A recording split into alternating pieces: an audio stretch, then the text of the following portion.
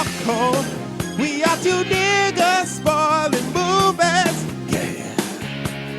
Brandon Collins, that's me, and Justin Brown for your movie needs.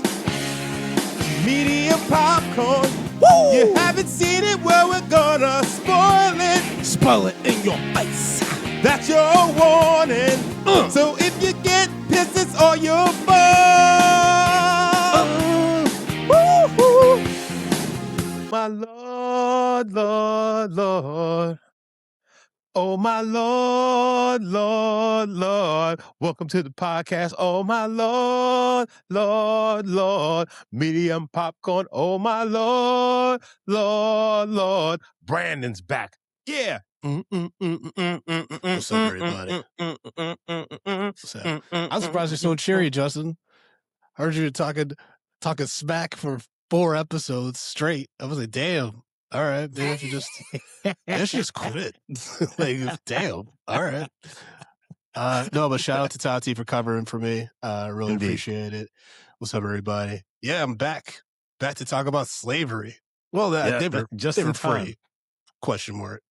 No. A lot of them actually, they were going to really give freedom. They were supposed to give freedom if they lived. I mean, a lot of these guys were actually runaway slaves. Yeah, who basically came back, to fight to make sure that they stayed free. I mean, not just to fight for freedom, though, right? To fight for a meal, to fight for shelter? Question mark. Shoes. Well, they didn't get shoes for a while. Yeah. Denzel had them jacked up feet. He had them wild hammer toes. Yeah, they all had some fucked up feet, man. Yeah, that was... Denzel won an Oscar. He won his first Oscar for this movie. And rightfully so. The one single tear. Yep. I had never seen this movie in its entirety. This is Justin. This is Medium. Oh, yeah, you're Justin Brown, yeah. I had never seen this movie in its entirety. Huh? What's that? Sorry. I said I had never seen this movie in its entirety. Neither did I. Neither have I. I only seen that one tear scene, and then when Morgan Freeman slaps Denzel. I was like, there's very few men that could get away with slapping Denzel. Yeah. And Morgan Freeman's one. Mm-hmm. But yes, we are Medium Popcorn spoiling the 1989 Edward Zwick film Glory, starring Matthew Broderick, Denzel Washington, Carrie Elves, Morgan Freeman, Andre Braugher, R.I.P., and a lot of great black actors in this film.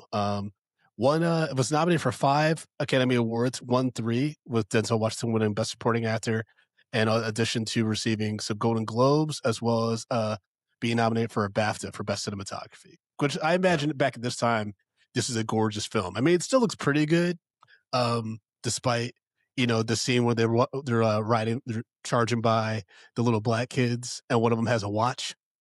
Did you peep that? Yeah, one of the extras is waving, watch on their wrist. Love that. To be fair, I've been doing enough film shoots the past few weeks where specifically working with kids, that's a nightmare. So I can't imagine doing a period piece and then working with youths and trying to get them to help you with continuity. You know what I mean? Wait, Brandon, were you on a Nickelodeon set? What were you doing? It was for Peacock. It was for Poker Face, actually. Oh, nice. Love that show. Yeah. I was on season 2. It was the school scene with the kid. You gotta watch episode 2. It's like you'll know it's the episode with the kid, and it's like a hamster or some shit. That's the episode. I was playing a parent in the background. Oh. Okay. It was cool though. I got to meet Alan Arkin. Is that his name? Alan Arkin. He's like a director. He did like Sons of Anarchy. He was in Halloween H2O, and then I met the one actress from Justified. Fuck, she won a Grammy Emmy for it too. But I'm blanking. Yeah. It was interesting seeing like working actors that like have awards. Just their green room is like an actual prep room in a school. Like they're actually like in a teacher's lounge because they have nowhere else to go. You're like, oh, okay, that's TV. Like, oh, whatever. It's the same shit. AK, it's the same shit. They don't get that much better. What's that? True. I was gonna say, I wonder what Holden was like on the set of Glory. You know what I mean? Like, it's probably I was wondering that if like they try to keep it as realistic as possible, like they all just stuck together, like whenever they were, doing takes and like stuff. But like people were going to trailers or whatever was available back in the late 80s. You know what I I mean? mean, at the same time, they could have very well been going to trailers. The holding was probably. I mean, the trailers and whatnot would have probably just been far away from set to make sure that it didn't get caught, on film. You know. Yeah. But yeah, I mean, but I imagine especially if you were doing extra work, you were, yeah, it was going to be shitty. Oh yeah, that's a rough. I haven't done extra work on like Gilded Age and shit when there's a lot of people in costume and shit. Oh yeah, those were some long, probably hot days, Mm-hmm. hot sweltering days. Because this I takes mean, place during the Civil War. yeah. I mean, well, and the thing is, the filming, mostly took place in Massachusetts and Georgia. So, depending on what time of year that is, especially when you're in that hot Georgia sun. Ooh, Georgia? daddy. Georgia. Yeah, because it works out with that, like, because of the time period and like when these battles took place. Because, one, it's really expensive to do winter stuff, but then two, like, it works for the aesthetic. If like these motherfuckers are all sweaty and looking disheveled, it works because they're soldiers. They're not going to be pristine and all that stuff. You know what I mean? And they want to push you to your limits. Oh yeah, I mean, but that one Irish sergeant he was going way too hard. Like, what the fuck, man? These are your soldiers. Yeah. Well, I mean, he don't care. He's there to make them hardened soldiers. So I mean, that's the thing with like boot camp is like their whole thing is to push you to the fucking limit to the point where you guys bond together through trauma. But you bond together and then you start looking out for each other because you have to start working as a unit because if one gets in trouble, everybody's getting in fucking trouble. So then you start picking up the slack for other people. Well, I mean, like that's the thing, it also brews resentment and then people fucking get hurt. Sure. But like that's the whole idea behind it. Is just like I'm going to make you guys a team and I'm going to put you in the worst situations until you learn that you need the other guy beside you, and then you start trusting other people because they're the only person that that's going to get you through these hard days, aka trauma bonding. Yeah, that's true. So, what's Glory about? Glory takes place during the American Civil War. It follows Captain Robert Shaw, played by Matthew Broderick, who we open with him being injured at the Battle of Antietam. I don't know if I said that right. And he returns home to Boston on medical leave, and his family, they're rich abolitionists and stuff like that. They believe in equal rights. They have Frederick Douglass at their house, which, I wrote down my notes. I'm like, this is back before they had any black, care products for us. So this motherfucker was using marmalade and whatever grease they had to get that hair just right. And he, I can't imagine how itchy that beard was. And the scalp. Well, you know what I mean? I know, but I mean the alternative was was far worse. True. Yes, absolutely. That's the least of his problems back then. That was the least of his concerns. Exactly. It wasn't like, hey, let me make sure I got this, I got an itchy scalp. Like you might have an itchy fucking back. Oh shit. Jesus. Never mind. I don't want to do that. During Black History Month. What the fuck am I doing? I mean, but it's true. No, I mean, but you're speaking truth. Yeah, I mean, like, think about Denzel's character. Yeah. I mean, you're right. I'm thinking about hair products, and I'm like, that's how removed we are from the struggle. Like, I thought about this movie. I thought a lot during when I was watching this movie. It's on Netflix, by the way, folks, as of the time of this recording. Yeah, and I was thinking, dude, about like whether or not people will fight like this for America now. You know what I mean? Like, I know I wouldn't really want to. I'd be hesitant. Like, there had to be a draft to get me to be a part of the war. I'm not going to voluntarily but then it's also like American pride, I think, is so distant. Like that idea of fighting for your country, I think is so far removed from like societal thoughts. Like I went from like watching this movie to like going on the train where like kids are fucking harassing older people, taking up seats that are like, these kids took up a seat that like a woman and her like kid in a stroller were trying to get. And then these kids just took it, these teenagers, they didn't give a fuck. And then like you go on TikTok and you see people just bouncing their titties and like, wearing clown costumes, talk about, that But end Brandon, of days. And you're like, what are we doing? I think it comes down to is what is worth fighting for, right? And Yeah. something has to be worth fighting for people to stand up and actually be willing to put their life on the line, right? Yeah. Is it titties bouncing on TikTok? Maybe that's what it is. Or is it, or the threat has to be big enough that unites this country in a way that it hasn't been in quite a number of years.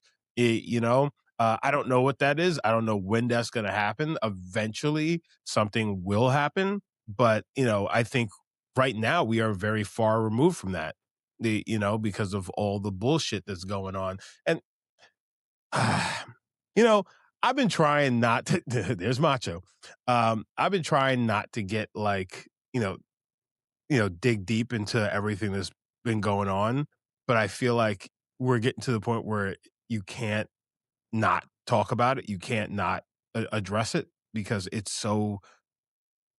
fucking maddening, you know? So I think I've been posting a little bit more and like resharing things, but like all I'm gonna say is this is the only thing I'm gonna say. I know we should be mind our black ass business because we ain't do this, but at the same time, remember, we are gonna be our time is coming. Because it always comes back to us. They always they're doing it to other people, but they're gonna come for us. They're already coming for us, but they're just taking a fucking detour to fuck with other people, and it's gonna swing right back to the blacks. So don't get too comfortable. We ain't gonna be able to mind your business too long because I don't know. Yeah, possibly. I don't know, man. I'm like, I think things are getting so wonky that eventually, I mean, there's talk about like economic, walkouts and stuff like that. I think if we start hitting these rich people where it hurts, that might be the next move. Because protesting, as much as I think that's powerful and definitely needed, this administration doesn't care about it. So, Yeah. you know what I mean? You have to hit them where it hurts, and it hurts them in their pockets. When we can fuck with their money, that's what's going to really make an impact. But anyways, let's go back in time when things were just as bad, but in a different way. Much simpler. Oh man, I mean, Jesus Christ, dude! It's like it's always been tough. Not like life is hard, right? Life is hard. History shows us that, like that people never know there's no such thing as a free lunch, right? But I mean, the things that this platoon went through. But let's first talk about so Robert Shaw, again played by Matthew Broderick, he is basically offered the role of colonel for the 54th Regiment in Massachusetts Volunteer Infantry, which would be one of the first black regiments uh, in the Union Army. And then he asked his friend Cobot Forbes, played by Carrie Elves, who apparently they did not get along in the making of this movie. Probably because Carrie Elves is probably like, I should be the lead, which I'm not going to lie, he probably should have been. Because I don't really know why Matthew Broderick got this role. He is by far the weakest link acting wise in this movie. Yeah, he is. But it's by a mile, dude. It's like crazy. Like he's not terrible in it, but he's just so lackluster compared to Morgan Freeman, Denzel, Andre Brower, even Carrie Elves, even though a lot of his role got cut, is still like just he pops off the screen. You know what I mean? Yes. No, and you are 1,000% correct. I think the main reason that Matthew Broderick got this is because General Shaw, or is it Colonel? Well, I can't remember. Well, it's Colonel it's Colonel. Yeah, so because he gets Colonel promoted to Shaw. Colonel. Colonel Shaw was 26 years old when he died at that battle. So I think the younger look was what they were going for, and while yes, Matthew Broderick and Carrie Elves, like the skill level for this film was definitely very visible, but I think Carrie Elves does look far more grown than Matthew Broderick does in this thing, and he brings that like fucking hopeful innocence to the role a little bit more. I think if it were Carrie Elves, it would have been. Actually, no. I think he would have done a better job with it, honestly. But I think they were going for a younger look. with it to show how young and inexperienced he actually is. Yeah, that makes sense. I mean, it's wild though because I guess because of his like war history that and obviously his role that he earns the respect of the other soldiers pretty quickly. You know, like Mhm. Forbes is pretty loyal to him and stuff like that. He does question him one time, and then like Matthew Broderick's like, "Don't question me, my authority in front of the other soldiers," and you're like, "Okay," and like that's it. Because they also imply that Forbes does he have a drinking problem? Is that why he's so sweaty in that opening scene, or is it just hot?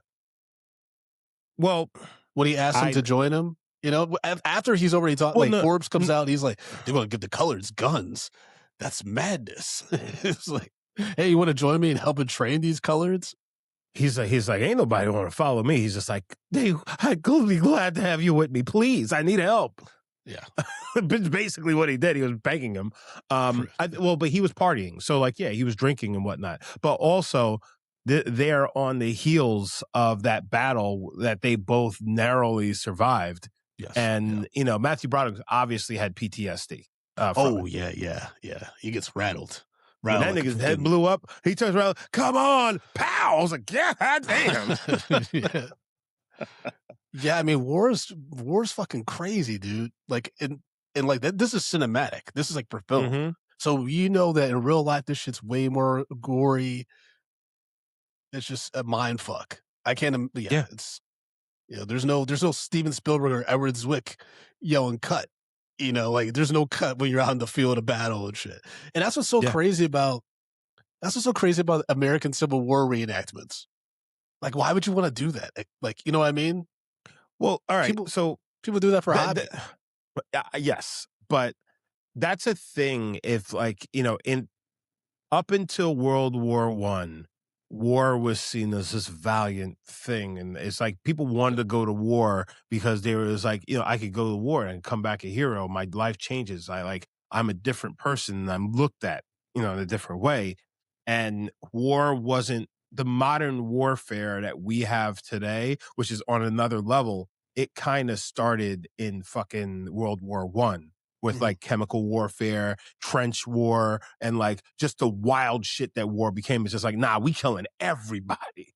You know what I'm saying? So like these guys at this point still had that old outdated feel of just like we're going to go out there and we're going to put our best foot forward and cause we're gentlemen fighting on the field for what we believe in, as opposed to it's like, oh, this is a fucking meat grinder, nigga.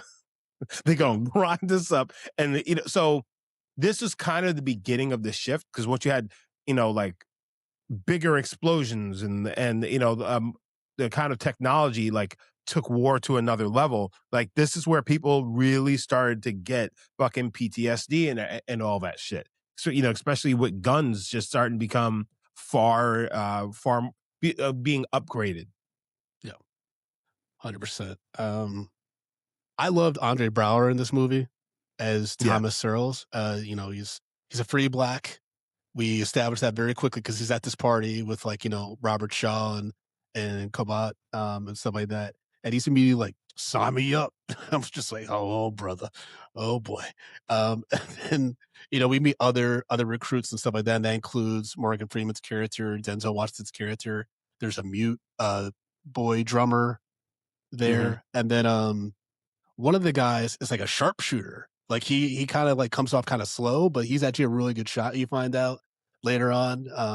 I always love characters like that. They're like you underestimate because maybe like they have like a disability or something like that, but then they're really good at one thing that's going to benefit you as a team.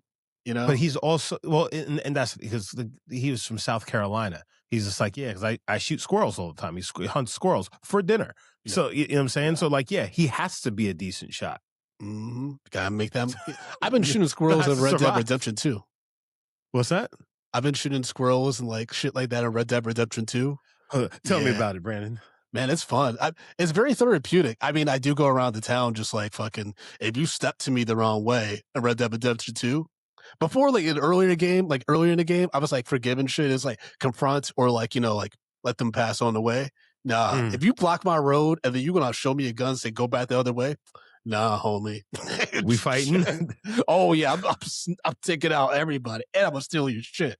Don't fuck with me You know on Red what? Dead Redemption 2, yo. Maybe I need to download it. Maybe I need to blow off some steam by fucking blowing off some skulls. Dude, it's so much fun, man. Because you like, it's not like GTA where like you drive fast and stuff. You're like on a horse, and you go in real time to like a destination. It could take you like 20 minutes to get to a mission. Mm. It can take you a long time. If you take the scenic route, yeah, it's fun though. It's like chill. I'm just an old West fucking doing my thing as Arthur. Yeah, Is that your character's name? that's the main character's name. I can't like customize it. It's not. This isn't No. Hogwarts Legacy. I didn't know that. Like maybe you can make your own. You really never played Red Dead Redemption? I thought you loved GTA. I do. I just never got. I never. Yeah, played man. Red It's like Dead a Western Redemption. GTA. Well, you know what it is. You know what it is because I just got a PlayStation. Last year. So it's like I haven't really just jumped deep dived into the games. Maybe I'll download it and I'll play it while I'm on the road. You're an Xbox boy. Yeah. Poor choice. Anyways, we didn't get free just so you could go Xbox only, Justin. Okay, there are options. Did you say we didn't get free? Give us free. So after the Emancipation Proclamation, the men of the 54th Volunteer Infantry are told that the Confederacy will execute any black soldiers captured in Union uniform along with their white soldiers. But despite this threat, the 54th recruits they still show up to train. Yeah, because basically they had an out. Well, also like they'll be executed or they'll be taken back into slavery. Mm-hmm. Yeah, and at that point it's like fuck it. May as well fight. Yeah, I'm gonna die anyways. Yeah, because at this point, people are estranged from family, like, or maybe all their family's gone. Some of these men probably didn't have much to lose at this point. Besides, I'm not going back to slavery. Like, if I can make at least one decision in the rest of my life going forward, it's going to be I'm not going back. Well, I mean, like, like Morgan Freeman's character, he says like he left his family behind, right? So he left his children, all of his boys, whatever. He left them all behind, and he was basically the gravedigger for the Union army. That he was already a part of this, anyways. And then he enlisted to be a soldier. Excuse me. Then he enlisted to be a soldier because he felt like he could do more. Like, yeah, that is the epitome of just like, yeah, I'm ready for all the smoke because like. If this falls, if this fails, it's just like his life is directly going to get worse than it already is. So it's just like the only thing he can do is kind of win, even in death. It's like in a way it's kind of a win because at least the suffering is over. But you can hope that things get better for your family. And this is what I want. I know we have quite a few white listeners for this podcast, right? And like we're pretty down the middle and stuff like that. We try not to alienate anybody, or we try to entertain and stuff like that. But think about that. If you were a white person listening to this episode, right? Think about like how generations of that mentality carried on, and the trauma of that. You know what I mean? Like, yeah, that's not something that just goes away. And it's not like black people embrace therapy and mental health support. You know what I mean? Like it's not part of our programming. It's not part of our culture, right? Or at least it wasn't until the past, I would say 3-4 years where it's been pretty accepted.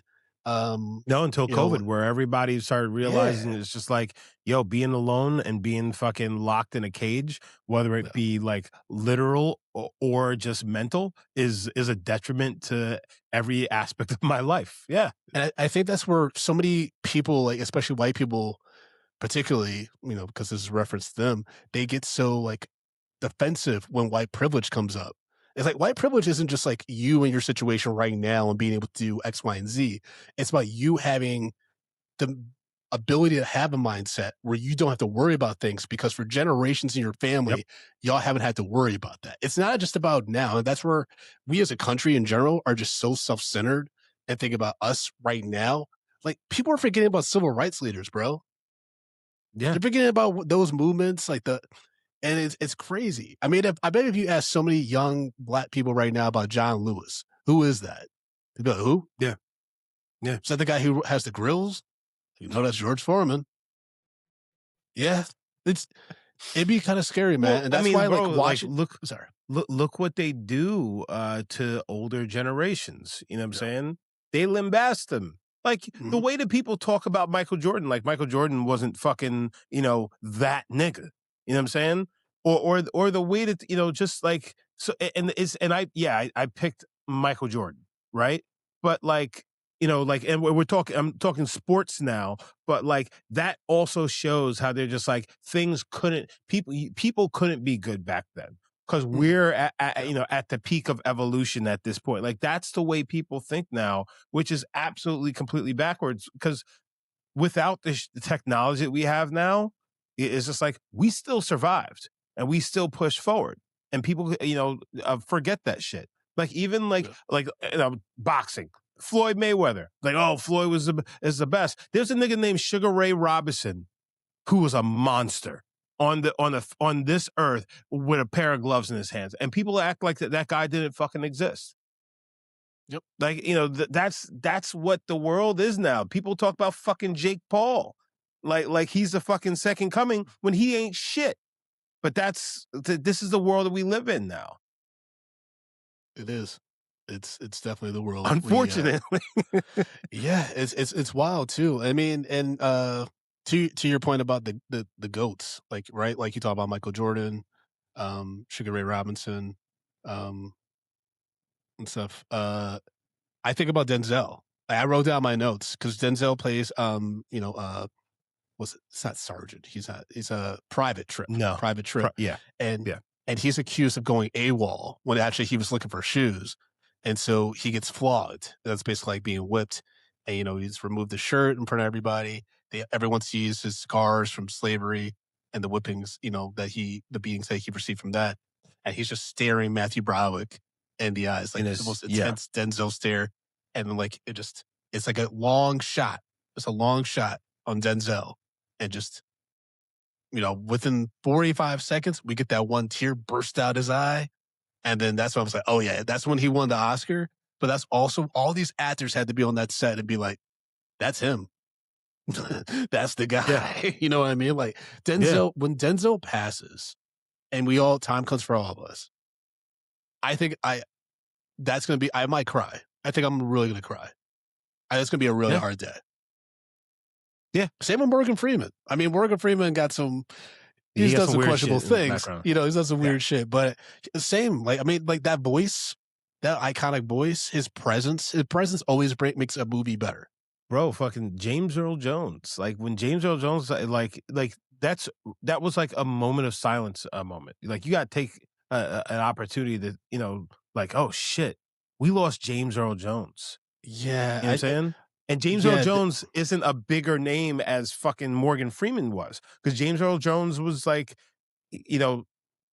well, I mean, I guess when it really comes down to it, black actors weren't given the same opportunities at his time. And that's also, so that's the thing is, right? Morgan, like, that's why I'm like, Morgan Freeman, I'm going to be hurt and sad. Denzel, there's been rumors, but there's never been anything that like stuck. And I think he's so loved that I think if anything really controversial were to come out about it, like would have come out about him, it would have already happened. James Earl Jones, that one surprised me because when he passed, a lot of black women, especially in film and entertainment, came out about his attitude towards black actresses. Yeah. And I'm not like, I have no counter to that or anything like that, but I was actually quite surprised by how many people came out and said, yeah, he did some great work and had a huge impact and stuff, but he also did this bullshit. And so it's that's why I think for Denzel, that's gonna be like a universal, everyone's gonna be like, fuck. Yeah. So yeah, man, it's you know what, I kind of liken it to the Michael Jackson effect, right? It's just like I remember it was like maybe 2 years before Michael Jackson died. And I remember saying to my friend, like, yo, when Michael Jackson dies, like the world is gonna fucking cry. And I've never seen the world. Now, mind you, I wasn't alive for the assassination of JFK, right? Okay. But I would go on. I would gather that Michael Jackson's death was a bigger deal than even JFK. Only because in this country, probably JFK yet more, but Yes. Michael, Globally, yes. Globally, people adored and loved Michael Jackson to a level I don't think we're ever going to see that ever again. Honestly. Yeah, for sure. I mean, like, I would say globally, maybe the only other like celebrity would be Tom Cruise, just because he's that big, international, everything. But yeah, Michael Jackson by far, but just because even the estimates for this Michael Jackson biopic that's coming out soon, it's estimated that it's going to get to $1 billion, probably mostly because of international. Yeah. Because internationally, they don't deal with the kind of controversy that we have over here in America about his behavior and stuff. I don't know what that's about, but it's like a non-factor for a lot of international countries for some reason. So, I mean, also probably maybe MJ, because he is like one of those global icons like You just that. said MJ. No. I'm talking about no, Michael Jordan. Oh, okay. No. But yeah, because he has. No. I mean, I mean, his legacy. No, but his legacy, it's different, but it's just like, but Michael Jordan and Kobe, they're very kind of on the same wavelength. Yeah, but I mean, Michael Jordan's bigger than Kobe. Like Kobe's here, Michael Jordan's like 20-fold of him. I hear you, but both of them have, controversies in their past for various reasons and stuff. They obviously, Kobe had a very tragic death with his daughter and stuff like that. And that will always be a terrible tragedy, right? I think Jordan, the issue with him was you had The Last Dance, brilliant docuseries, but holy shit, that if you didn't know Michael Jackson was kind of an asshole, you definitely knew after seeing that. You mean Michael Jordan? But actually, Jordan, you know what? You realize that like people liked him more because of that, because it was his competitive edge. Justin, they did until his son started acting like fools out in these streets. Now it becomes like dude, that's hurt his reputation a lot because his sons have been acting like fucking drunken assholes out here in these streets. They're getting in trouble. It's the same thing that's happening to Diddy's kids. Like you can't have all the family acting like fucking assholes and shit and being wild. Obviously, those are different situations, but like, it is a reflection of the father, right? You know what I mean? Yeah. And so that's a reflection of Michael Jordan.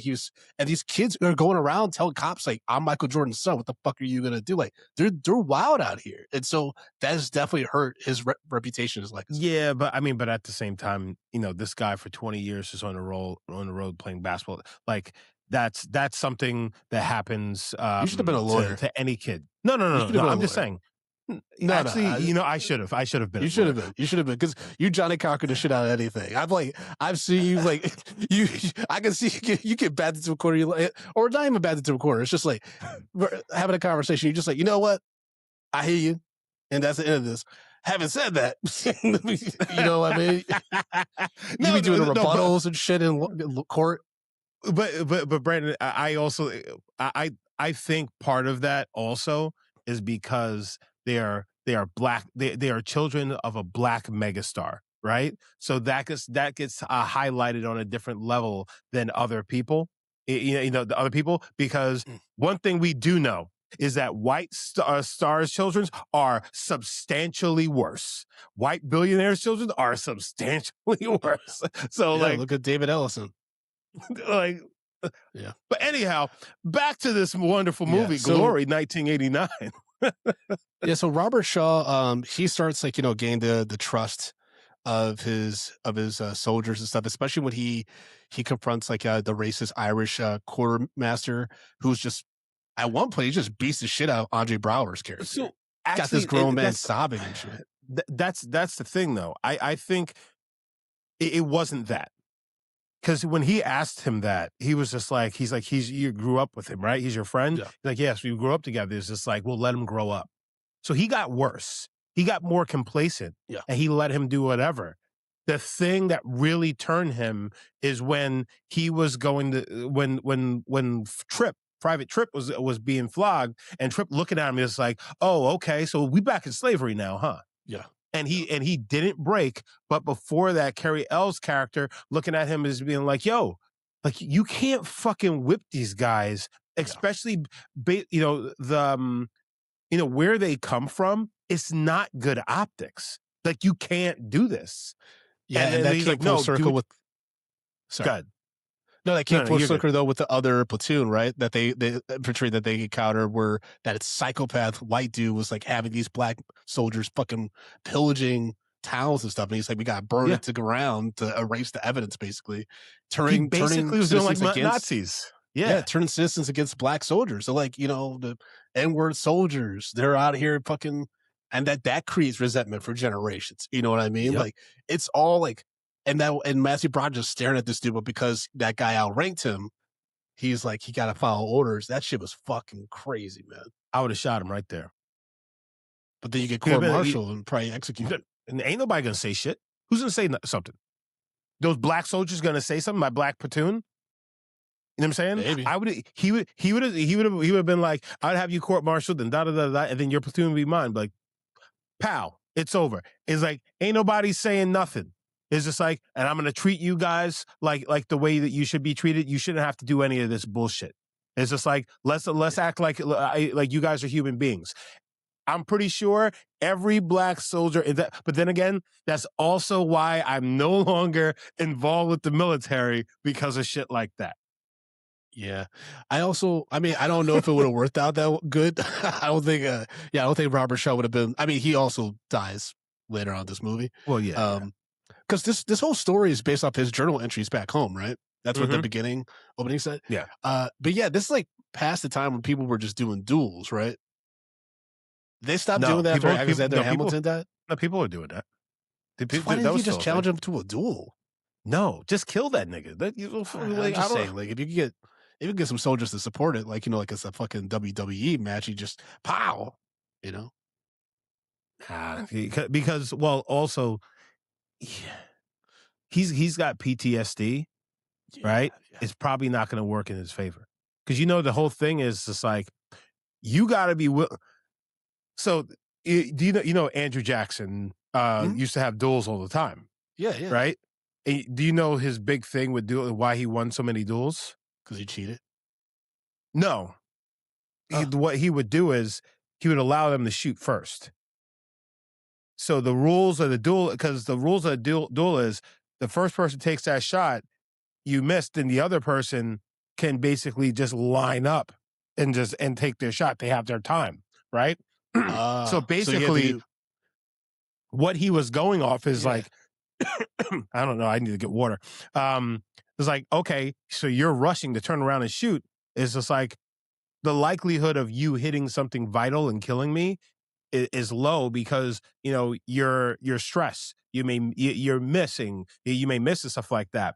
Yeah. But with but if I don't really get like a mortal wound, I could line your ass up and then you gone.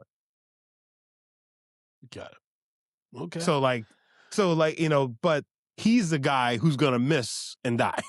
It's Put not him in his best. Ain't no higher. Yeah, imagine he just started spitting some Hamilton because he's a fucking time traveler. All right. Or the producers. Yeah. When he has to tell those black soldiers that the federal government has cut their pay compared to their white counterparts by $3, man, when Denzel started that whole fucking, you know, rebellion, that was a great. He was like, you know, tell them no, rip up your sheets, and then he reveals the fucking blue outfits, especially to that one soldier that was like so eager to get one. I was like, oh damn, they got him. Yeah, basically they're fucking Bubba Gump. Glorious Bubba Gump. Shit. That's who he was. He stuttered. He fucking he was a great shot because Bubba was a good soldier. Yeah, there was definitely. Didn't Edward Zwick? No, that's Robert Zemeckis who did good Forrest Gump. I thought it might be the same director. No, this guy did like The Last Samurai or some shit.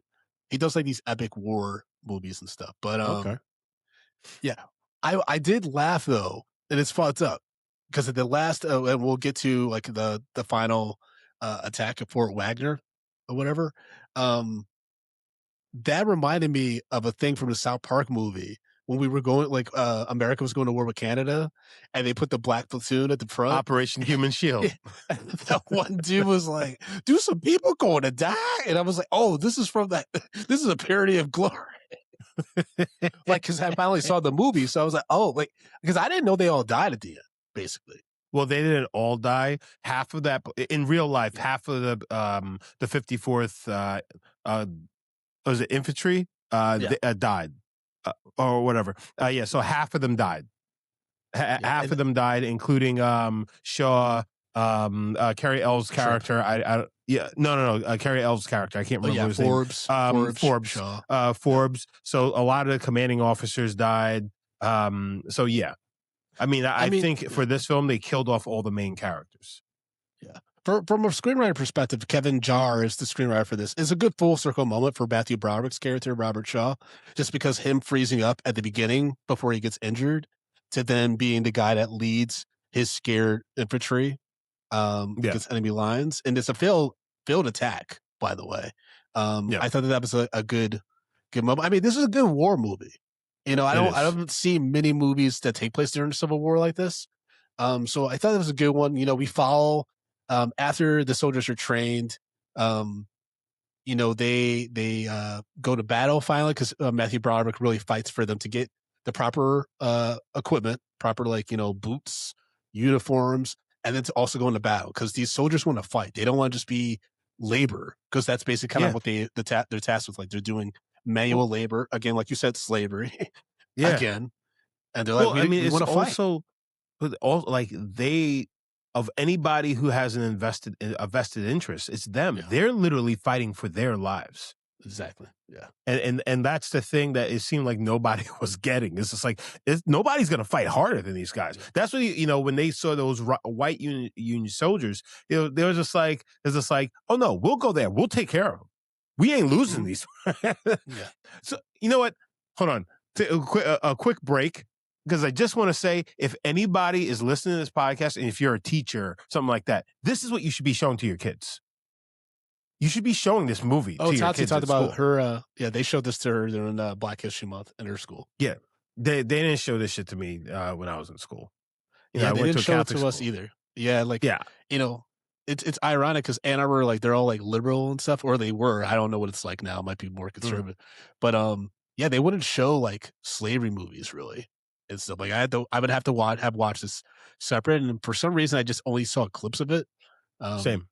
Yeah, it's weird. It was good seeing it for the first time because one, I thought for some reason this movie was gonna be 3+ hours, and so it was a little over 2 hours. I'm like, oh, that's not bad. Almost to the point where I was like, I actually would have wanted more story to learn more about the soldiers and what was motivating them. Because it kind of we touch on a few of the soldiers, but we don't really get to know them. But at the same time, you can still do a great war movie without that. Saving Private Ryan, one of the best war movies of all time. And you get sprinkles of the stories of the soldiers.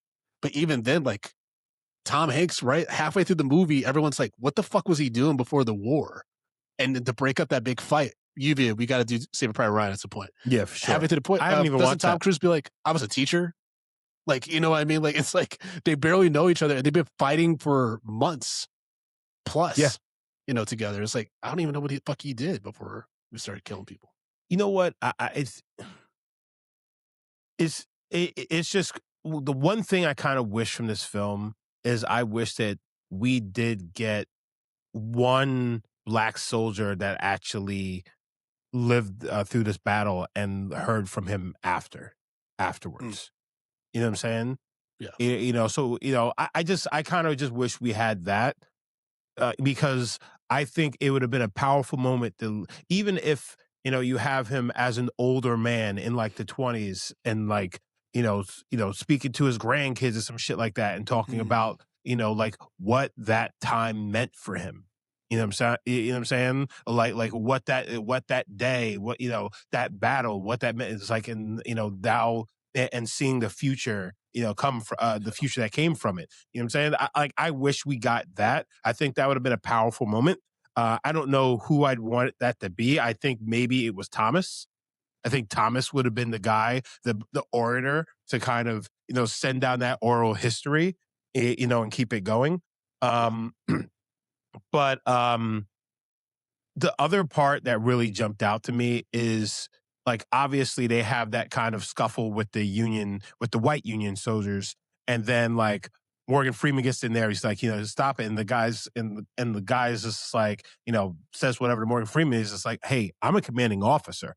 And he's just like, essentially you're just a monkey with a badge right now. Yeah. And then Carrie L's just like, I'll have you, kind of, like, oh, you want to fuck around? He's like, nah, it's good. It's just soldiers fighting.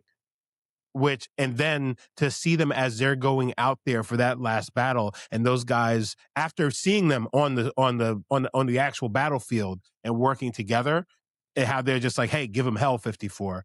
It's just like, that's what bonds men, unfortunately. And like, that's that glue that brings people together, whether it be, across racial lines. It's just like, unfortunately, because we're fucking gorillas, a fucking common enemy. And like, and that's what we actually need, here, especially. It's just like, people have to be bonded through. It's like, all right, there's a common goal here. And unfortunately, our goal is so far in different directions that I don't know when we fucking get there. But that was a very powerful scene, and it was so quick, so fucking quick. Oh yeah. Yeah. I mean, it's war is a motherfucker, but you also like see the flaws in humanity that lead to war. You know what I mean? It's inevitable. That's why we're constantly at war on a global scale. Like it's wild that we can't just chill out. Everyone can't just chill the fuck out. Someone's always got to try to be the big dog. It's like, it doesn't, we got one life to live. Like the soldiers, these are real people. These are real people that dedicated their lives to fighting for some woman in America to have the right to shake her titties on TikTok. You know what I mean? And well, you know what I think is also just the fact is that regardless of what's going on now or what's gone on in the past, if everything that you do matters, and you have the opportunity to change somebody's mind, and at least change their mind in a way of seeing another angle, and the humanity in others, right? And listen, it ain't fucking easy. I know that shit ain't easy, but like, I know some people who probably weren't gonna be fucking with me or anybody else that looks like me, but they've had a good experience, with me, which kind of changed shit just a little bit for them, where it softened them to the idea that blacks ain't that bad.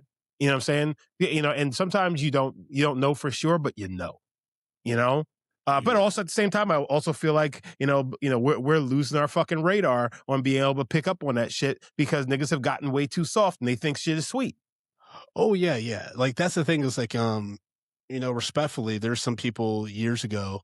I mean, it's different. It's different, right? When you were protesting online because it was during the pandemic, the George Floyd stuff and everything. But there's some people that still follow that same, like they think that their tweets or Instagram posts are like their form of protest. I'm like, I mean, if you really want to have impact, it's gotta be more than that. It's gotta be more than that. But at the same time, I'm not gonna lie, I'm fucking tired because I'm also tired of being like the most informed person. Yeah.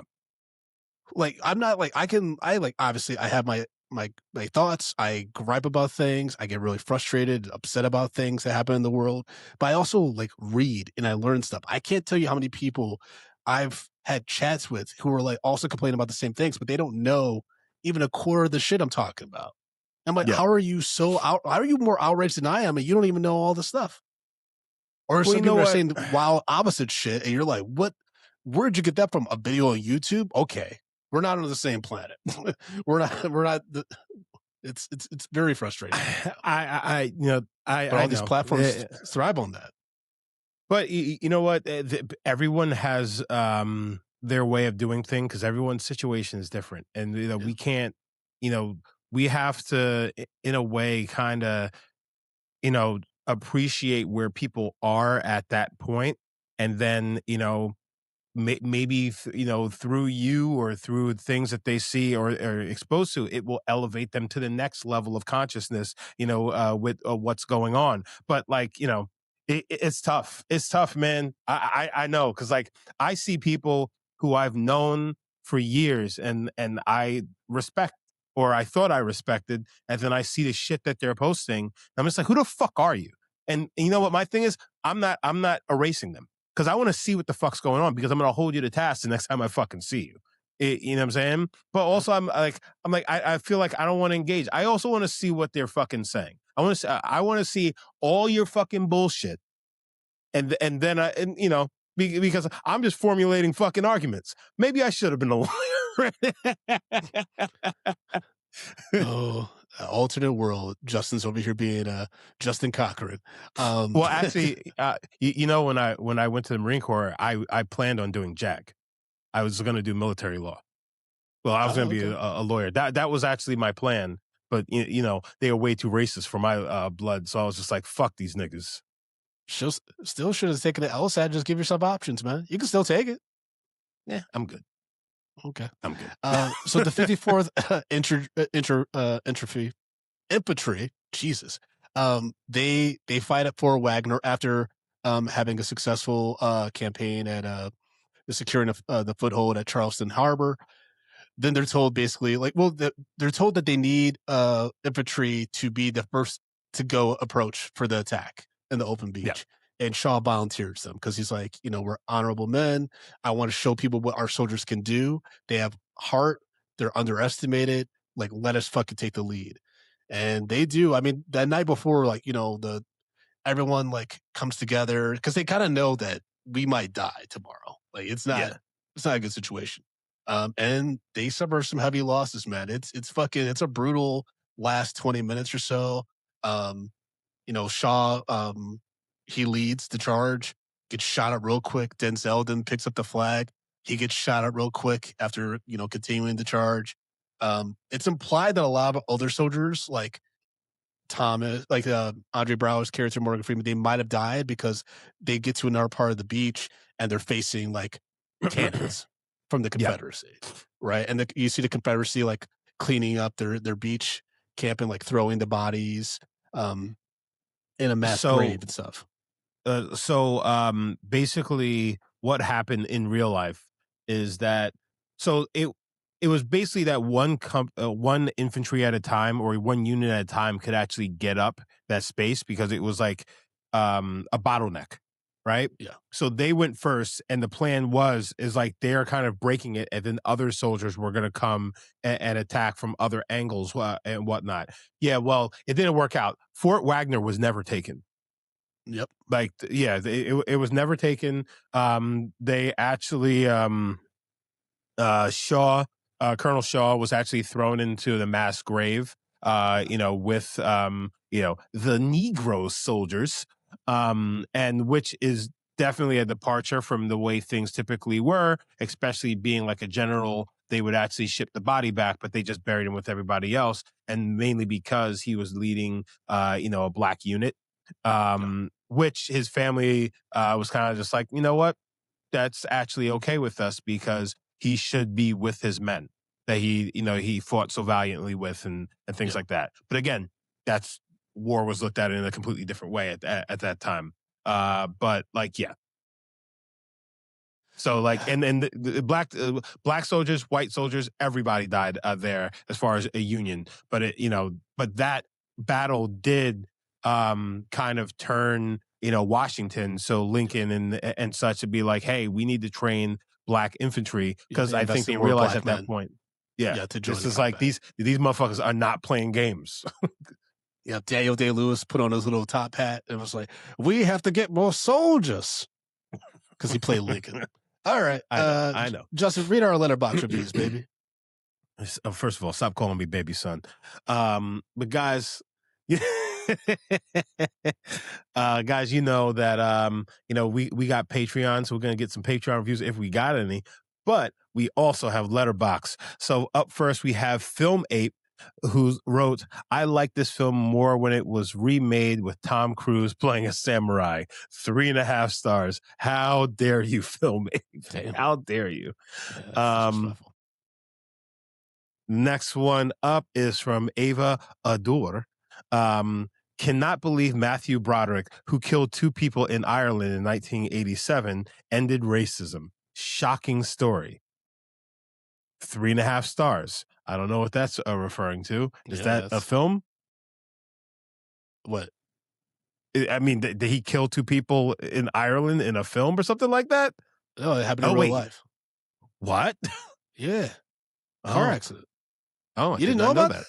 that? No. Yeah. Wasn't Sarah Jessica Parker with him? Yeah, Oh, wow. yeah, it's like a famous thing that happened, I think 2000s or something like that. Yeah. Oh, well. It occasionally comes up in interviews. Hey, you know what? Lindsay Lohan ran over some people in the Hamptons. Who cares, right? Look at Bruce Jenner or Caitlyn Jenner. All right, anyhow, up next, we have Adam. Adam wrote, serves them right for trying to tussle with the Union. Redneck Southern boys couldn't handle the sauce.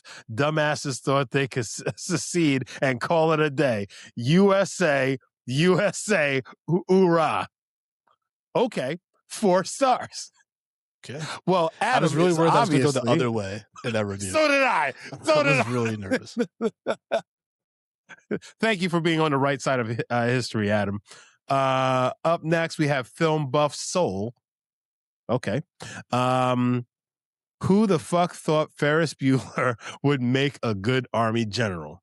3.5 stars. Okay. Yeah, it is frustrating. Like, honestly, like, I don't know, man. It's like 89. It's weird to me because I would have cast at that time, but maybe he was too expensive. I would have cast Christian Slater because you kind of need a crazy white boy. You kind of need someone who's like crazy enough to do what Matthew Broderick would do, but the war, like the beginning, kind of tamed him down a little bit. But it's like, you still got that old dog in you, don't you? One more time. You got it. Like Matthew Broderick just played him kind of flat the whole time. And I think we could have used someone with a little bit more fire at that time. And so I'm thinking Christian Slater because he had just done Heathers. This is before like Robin Hood and like Fuck that man. Fuck that man. No Christian Slater. Give me Kevin Bacon. He's too old. I don't care. I want Kevin Bacon. I mean, I would love Kevin Bacon, but he was older than Carrie Elves. That wouldn't have made no sense based on what you said earlier. But he was man enough. He would have fought 4 niggas for the Union. Kevin Bacon would have been awesome. All right. Up next, we have Finch Sam. I get the perspective argument. It's a very good argument. Tell you what, though. This is a damn good movie, no matter how you slice it, and you'll find some of Denzel's very best work here. 100%. 4 stars. Okay. Cool. And then last but not least, we have Tentin Quarantino.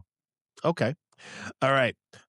The Hollywoodness of this film is suffocating. The white savior stuff is more gross than the exploding head. Otherwise, it's probably the best Civil War film. Not like there's much competition, though. 4 stars. That is very true. There are not many films about the Civil War. No. Which is very interesting, considering that is the only war outside the American Revolution that was fought on our soil. You know what I'm saying? Well, in French Revolution and, well, not French Revolution, French Indian War, things like that. But like, it's very interesting that we don't have much about, and I think it's because, you know, the revisionist history is just like, it wasn't about slavery. Yes, it was. 100%. It's a revisionist history. It's the way that it's taught across the country. There's no full consensus the way there should be on it. You saw the reenactments where people get the cosplay that the South won.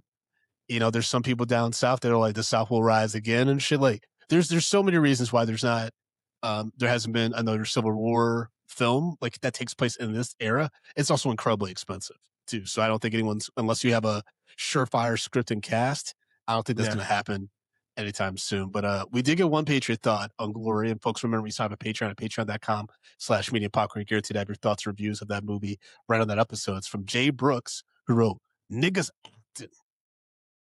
That's it. That's the message. There you go. All right, Justin, break down our racism, baby. So call me baby. Guys, you know how we do this. We rate movies bags of popcorn, small, medium, large, and the XL.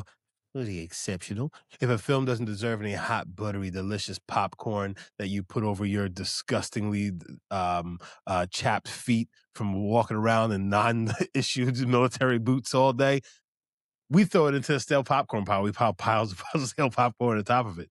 So, Brandon, we sat down and watched the 1989 film Glory. Denzel Washington, Morgan Freeman, Matthew Broderick. What say you, sir? Yeah, this gets a large. I surprisingly enjoyed it. Like, not like it was like a fun watch or anything like that, but the acting is just, you got Andre Brower, Denzel, and Morgan Freeman like acting in scenes together, and they're all bringing their A game. Like, I can't ask for anything more. You know what I mean? As a movie fan, Matthew Broderick, like I said, he's fine. I just wish, like, man, if they had like another actor in there, a stronger actor, this movie would be an all timer probably. But because of that, it's like it's frustrating, right? Because it's like almost there.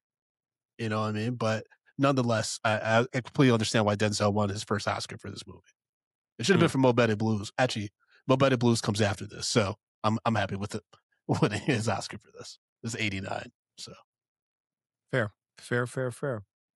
what about All you, right. Justin? I'm gonna give this a large as well. Like, I really like this film. I thought they did an amazing job with it. I think it still holds up.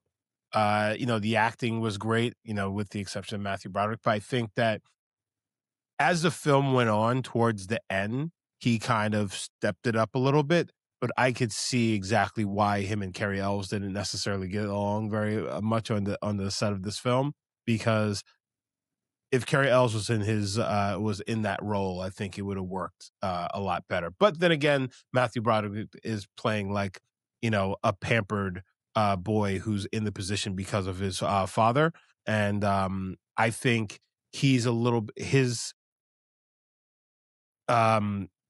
who he is as a person is a little bit more indicative of that kind of role. Just visually, he kind of, fits into that role. So I understand why they went with him over Carrie Ells, though. Either way, I think it's definitely a large for me. And I think it also has some strong rewatchability. Yeah, for sure. Our producer Lluvia in the chat saying if Nicholas Holt was of age at the time, he would have been a good cast for that. Yeah, I mean, if we're talking like now, there's so many young, especially young white actors. Timothy Chalamet probably would have fucking done this role. There's so many. There's a lot of really strong actors. I mean, even black actors that could do this right now, but it wouldn't be the same as getting like that trifecta of Andre, Morgan, and Denzel. But yeah, I mean, there's so many other actors, especially back at that time, that would have been even fucking. Who would have been a crazy pick, but could have worked because I think he had the edge? Rob Lowe. Late 80s, right after some of those St. Elmo's Fire and shit, he might have been a little bit too old. Like, I think he and Carrie Elves are probably around the same age, but they're supposed to be best friends. Fuck it. Like, I got really frustrated, like, watching Matthew Broderick in this movie. Like, cause it's like he's just doing the lines and it's fine. Yeah. You know what I mean? He's getting the job I done, agree. but someone else could have killed that shit. You know what I mean? Yeah. But it is what it is, Yeah, folks. I agree. That's what we got. That's what we got for you. I'm back. We back. Medium Popcorn. Follow us at Medium P Podcast on Instagram and all other social media platforms. But Instagram's really where it's at. Follow us on YouTube at youtube.com/Medium P Podcast. And you can follow me at Frodo_Blackens on Instagram and Threads, FrodoBlackens.com for show dates. I'm on tour with Drunk Black History, so come out, learn some fun Black historical facts and stories, and get drunk with me. Come on, we'll do it. And then I'm also performing around the city and New Jersey and stuff like that. So again, FrodoBlackens.com for those show dates. And Justin, I'll continue to follow you as well as support the show, baby. Well, again, stop calling me baby. Stop calling me baby, Brandon. But I will also say, make sure you're following Tati too, Borica Collins. So, and again, thank her for stepping up and, stepping in while Brandon took a little time for himself. We appreciate her. But you guys can follow me at JBrownDidIt on all the social media platforms. I'm there. I'm ready. Come and see me, bitches. Come and see him. Come see Justin. Mm-hmm. What are you doing? What are they going to see? Huh? I just all right, social media, we'll talk to y'all soon.